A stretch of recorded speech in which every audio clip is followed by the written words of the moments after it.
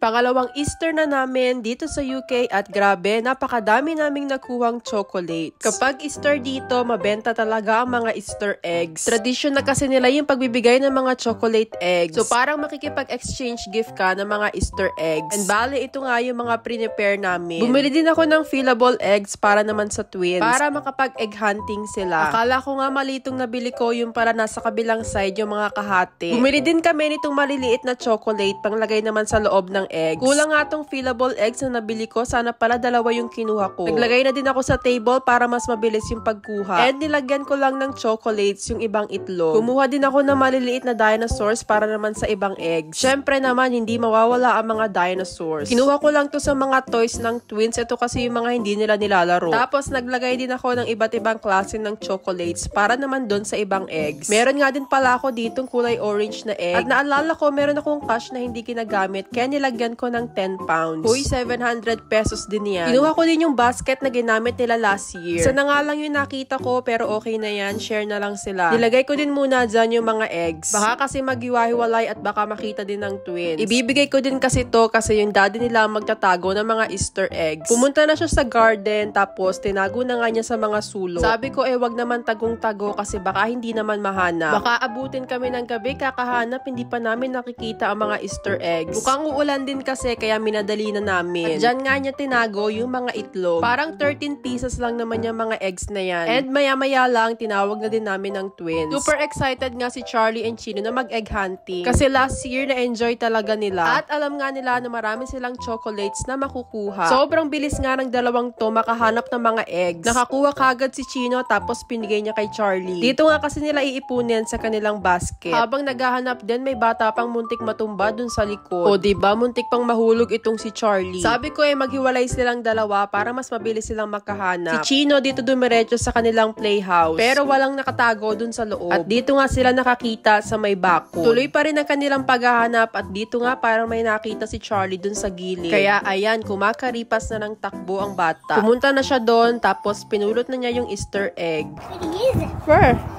Put it in the basket.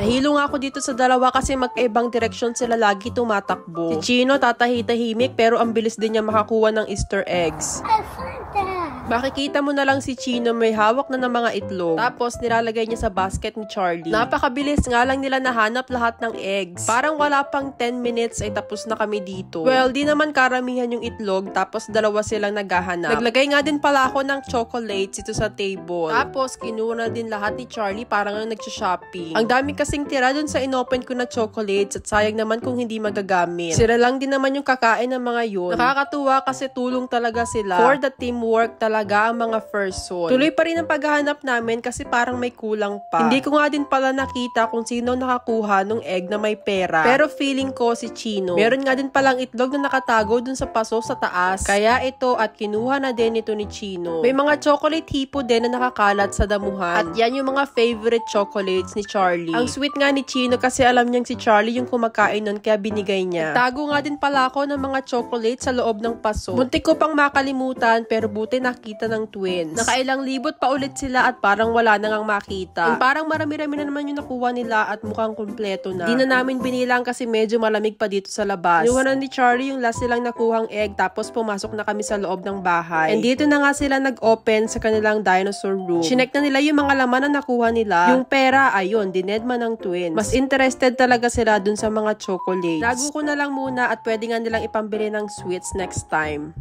Dinosaur. Nakita na din ng twins yung mga dinosaurs na laman. Pero tuloy pa rin sila ng pag-unbox ng ibang chocolates. Inopen lang muna nila lahat ng itlog para ma-check kung ano ba yung mga nakuha nila. Tulong talaga sila sa pagbubukas ng mga itlog. Chine-check din nila kung ano ba yung mga dinosaurs na nakuha nila. Hindi nila alam yun yung mga lumang dinosaurs. Ibinuhos na din ni Charlie lahat ng chocolates dito sa table. And pagkatapos mag-unboxing, of course, kakain na sila ng kanilang mga nakuha. Pina-open na nila sa akin yung kanilang gustong chocolate. At dito nga ay for the kain na mga person. Biglang natahimik kasi busy na sila sa pagkain. Akin na lang kaya ulit itong 10 pounds. Charot. Naglaro ulit sila nung hapon.